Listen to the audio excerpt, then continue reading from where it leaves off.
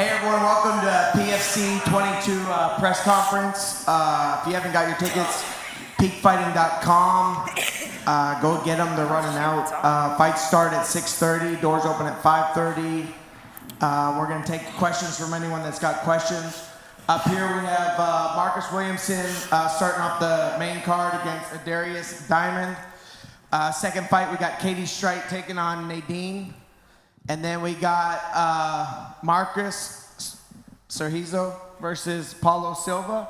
And then we got the lovely ladies Annette Nichols and Jessica Sotek fighting. And then the main event, they got something going on, so they're fighting for sure. So anyone's got questions, holler at me or any of these fighters.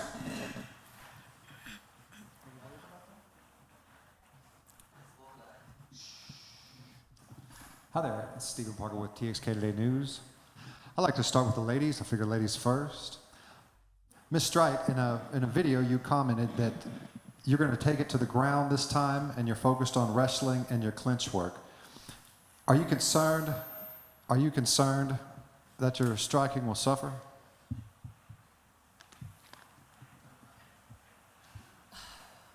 I'm not concerned that my striking will suffer if I want to take it to the ground. As I've told many of my friends and people here already, that this is the best shape I've ever been. I've put a lot of work into my strength and conditioning. I put a lot of work into my boxing. I put a lot of work into my wrestling. And, you know, we'll see how it goes. Are you looking at this fight as just kind of a chance to tune up your ground game? I think that a lot of people haven't seen what I am capable of. And, you know, let's mix it up a bit. Absolutely. Ms. Mandu, your opponent described your fighting style as goofy. Do you believe your unorthodox approach to fighting will be an advantage tomorrow night? Oh, that's a good question. I mean, I'm just goofy in general, so if my fighting is that way, if that's going to throw somebody off, then if that's going to work in my favor, it works in my favor. If it doesn't, I think we're just both long fighters. I think we actually have a similar striking style, and one of the reasons too, always having smaller opponents is the wrestling becomes a big part of it. Having to wrestle because people want to take you to the ground because you have that reach advantage, and now we're kind of at the same level, so I'm kind of excited to see that. And your last fight was a little over a month ago in Tijuana, Mexico. Do you believe this gives you an advantage over your opponent who hasn't fought in over 6 months? I don't know if that would give me an advantage over her, but I do know that's good for me. I know I don't like ring rust, so for me to just keep going, it was an easy weight cut, just staying in shape. I think for me, it was a good thing. And Ms. Strite, you said that we're going to see the viciousness that you're capable of. Is this viciousness going to be on display from the opening bell, or is this something that'll come if you get to if you have some adversity? Like I said, last fought in February, you were right about that. I put a lot of work into my boxing. I've been going to this little boxing gym in Casaconahato, and I've sparred with Mexican boxers. And if you've never done that, you don't know what it means. So, you know, this is the first time where I feel like a professional. I feel like a complete fighter in this very moment. Absolutely.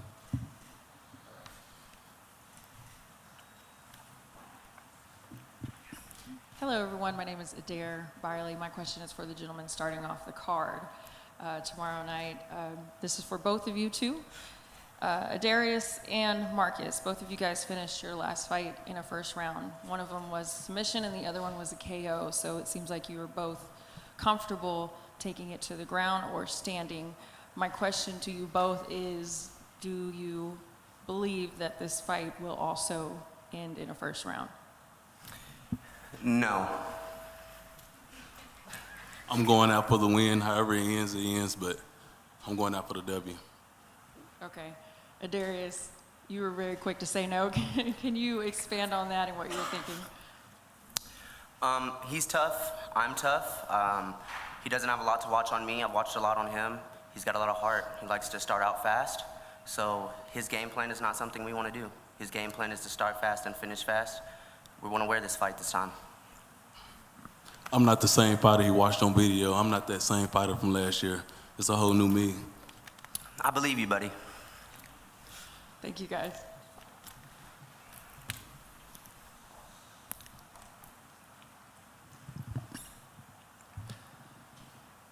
Now, Ms. Williamson, you said that in a video that you are going to be going in and out, landing. You're going to be very active. Are you prepared if the fight goes to the ground? I'm prepared for me to angle he want to go. I'll be ready for whatever he got for me. You also mentioned that there's more pressure on him than you. You and your opponent are both coming off a victory after a couple of losses. Are you feeling any pressure at all for this fight? No pressure. I just got to go out and do what I have to do. Mr. Diamond, Yes, sir. are you worried about your lack of experience with several canceled fights in your amateur career? No. To me, in order to be the best, you have to fight the best. He's a peak veteran. I want to beat the peak veteran to prove that I deserve to be here. He knows and I know that 145 title is not in the right hands right now. So if you ask me, that's what we're fighting for. And you were very direct, excuse me, in your video you said, I want UFC gold. My first small goal is to get the amateur championship. And you also would like to win every round. I mean, if the first round doesn't go your way, do you have the ability to recover? If the first round doesn't go my way, we'll do what we have to do with my corner and my coaches. We'll correct those mistakes we made in the first round, and we'll come back in the second and try to win. You can't predict that every fight will go your way. You can only speak positive things into existence. You have to manifest great things to be a great person. Yes, sir. Can I have you in my corner? Now, Mr. Williamson, you said you witnessed your first MMA fight in 7th grade. Would you encourage other youth to pursue mixed martial arts? And what has that meant to you, being a mixed martial artist? I mean, if you feel like you want to do it, just do it. It's taught me a lot of patience. I mean, I've developed in so many ways, and I appreciate the sport. Yes, sir.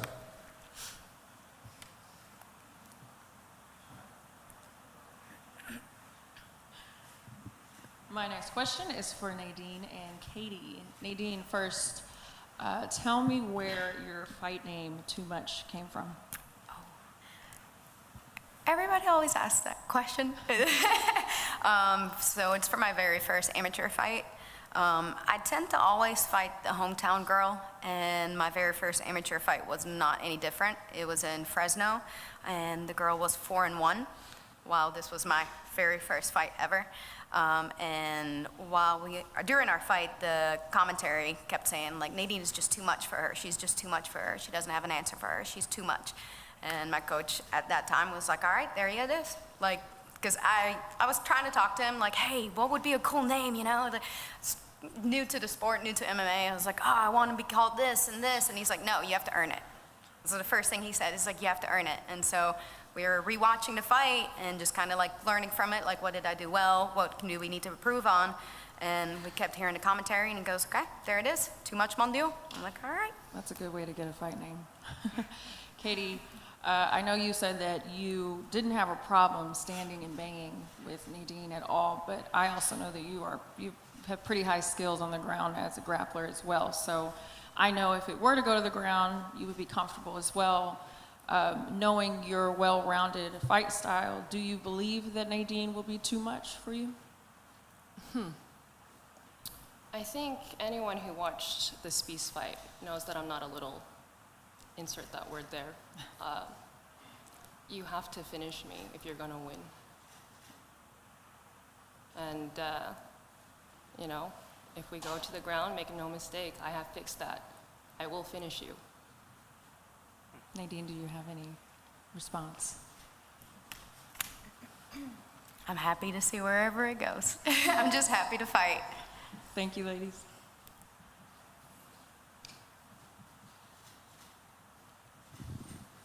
I'd like to move on now to our Brazilian fighters. Do we have a translator in there? Yeah, we have a translator. Awesome. Mr. Vincius, your last fight was with Peak Fighting against Malik Lewis, resulting in a loss. Before that, you had a string of victories. Have you changed your approach to training after the last fight?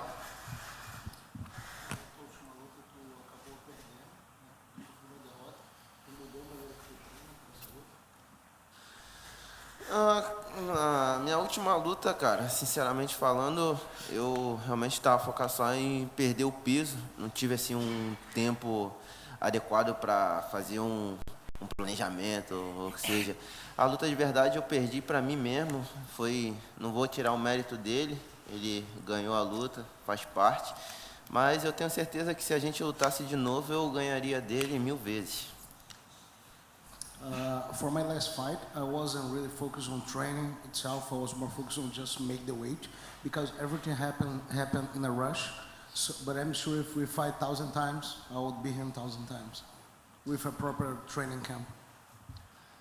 Now, Mr. Silva, the odds makers have your opponent favored. Do you have a message for those who don't believe in you? Can you ask again, please? I'm sorry. Mr. Silva, the odds makers have your opponent favored. Do you have a message for those who don't believe in you?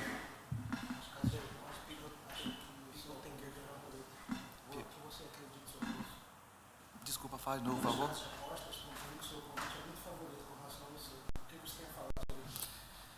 Well, what people think or what my opponents think, that's not my problem, you know. People can think whatever they want to. My problem and my concern is what I think. If people think that he's favorite, just bet on him. And then I'm pretty sure that you guys gonna lose the money or whatever you guys are over there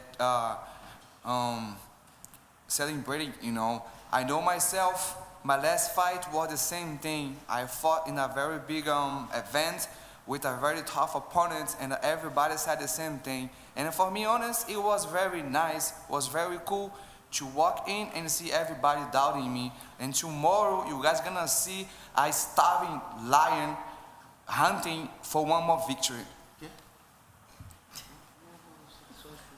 I'm just kind of curious in general, how much do y'all give credit to the Tapology percentages before fights?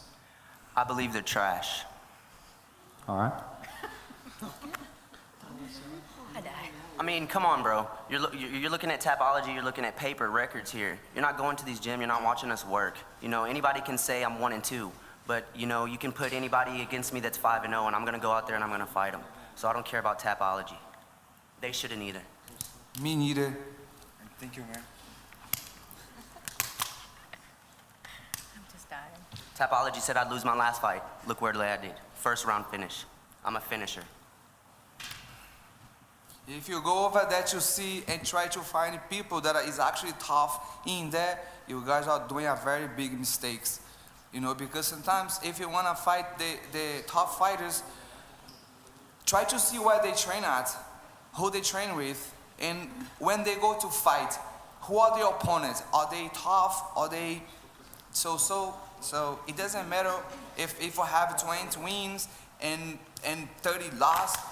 What matters is how you do, you know, and who against you do.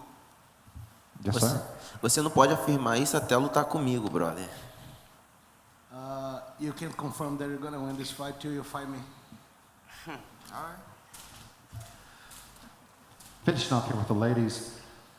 Miss Nichols, your last fight was stopped due to a cut you suffered in the first round. By many accounts, you were not hurt badly, and your opponent was headed to have a bad night if it weren't for the doctor's decision. Did the result of the last fight change the way you tuned up for this one? As far as preparing for this one? As far as not getting cut as easily. Well, one thing that helps is we're fighting at 145. That was a 28-pound cut in 20 days. So that was a hard cut, and I think that partly was the reason I got cut so badly was just because my skin was so thin by the time we fought. But in terms of just getting ready for this fight, you know, there's not much you can do about getting cut. You can, you know, be smart about your range management. She was taller, so it changed around a little bit of the dynamics of what I'm used to fighting. I'm used to fighting people that are shorter than me. So, you know, I probably underestimated her range a little bit in that instant. But like you said, you know, there's not much you can really do about getting ready for not getting cut. Are you gonna try to start the fight faster, or that would be in the fight faster? Then, you know, kind of feeling your opponent out, just get in there and try to get it done, or what will we see? I'm gonna be honest, I usually know when I get in there, like what kind of needs to happen. And it's just a matter of, I don't game plan super hard like that just because I feel like that kind of forces you to act in a certain way. Or sometimes people get married to game plans and then they just can't let it go. And so I tend to, I think about things, like different things, but I feel like if you're listening and if you're thinking, the fight will tell you what needs to happen. Absolutely. Ms. Silva, the odds makers have not been kind to you as well. Do you have a message for those who are betting against you tomorrow? Wait. You said said Mr. mine. Silva? Miss Silva. Just, You know what? I think he meant Jessica. Just like Mr. Silva's answered, whatever they're betting against, whatever they're thinking, it doesn't really matter. I have mentally and physically prepared for this. I know that I have amazing coaches behind me, and they have properly prepared me for this fight. So I'm excited to get in there. I'm doing what I love, and that's all it is. My apologies. Ms. Sote, your opponent has a 4-inch height advantage. And you pretty much answered the question as to how you see yourself as an underdog. What would you say your chances are of winning tomorrow night? My chances of winning, because I have a very strong will. I've always fought taller fighters. I train with taller fighters. I've been training with Haley Cowan for this fight specifically. She's 5'9", so I have no worries about that. So I plan on winning. You're going to go for a cut? Try to slide the glove across the face a little bit? Whatever wins. Absolutely.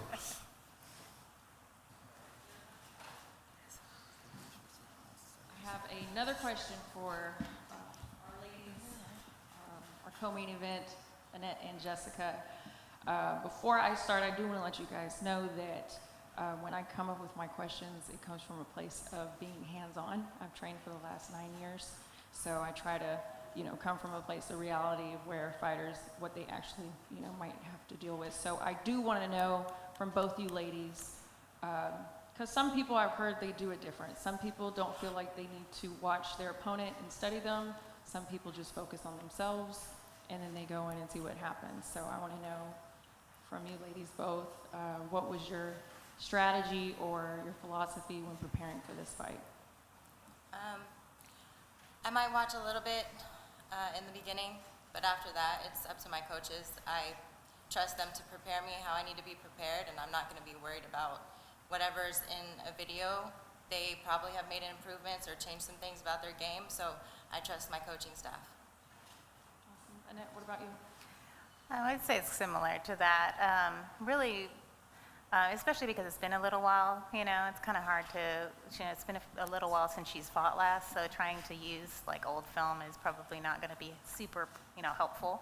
I just try to think about, like, there's some basic, concepts about differences in size and different things like that, and so, you'll think about that kind of stuff. But in terms of preparing, I do kind of like what she does. I do a little bit of watching, and then I let a lot of that kind of just be the way I feel, and then the way that, what my strengths are. I don't want to be so fixated on what they're good at that I like play into what they're good at, right? And so you want to make sure that you're playing into who you are as a fighter, ultimately, and making sure that you're using your strengths and that you're making it about you, your fight, That's good.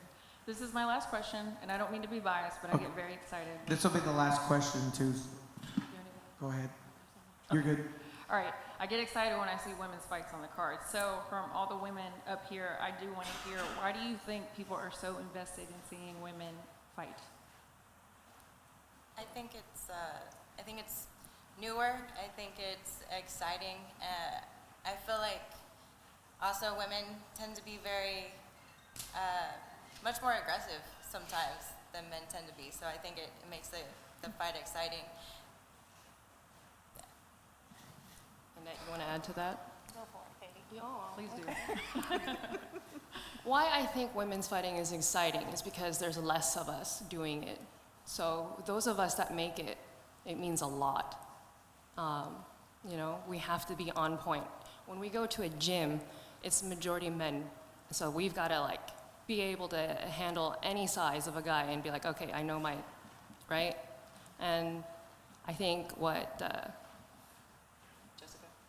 Jessica said, like, we're vicious because we have to put on a show, or else it doesn't matter. Right. Annette? I think it's a little bit of that. I think we do tend to be, we're smaller generally, and I like watching smaller guys fight for the same reason, because they just can go at it. There's not as much of a penalty for us being like that. We can be a little bit reckless because we're little and we don't have to worry as much about, like, you know, oh, one of these could do me in, you know, but so I think that we take the advantage of that a little bit, and, you know, so we have the opportunity to really just put on a show for that reason. That's awesome. Do you have anything? I mean, I think it's just that normal gender role thing, right? It's just a lot of people see a woman and they don't expect that. They don't expect us to be in a cage. I know my grandfather didn't watch most of my first fights because he didn't think that it was, you know, right for me to be doing that. He's very old school. I'm born and raised in Belgium, so we were in a small town, and that was just not something a lady should be doing. But then in the meantime, I'm also covered in tattoos and short hair and, you know, piercings. So kind of was the black sheep anyway, but I think that's a really big thing too, is just seeing women doing this is such a big, almost like a big shock to people. So. All right, that's all I have for you guys. Thank you so much. All right, thanks everyone.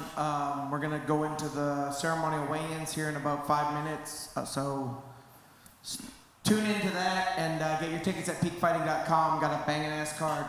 Thanks, guys.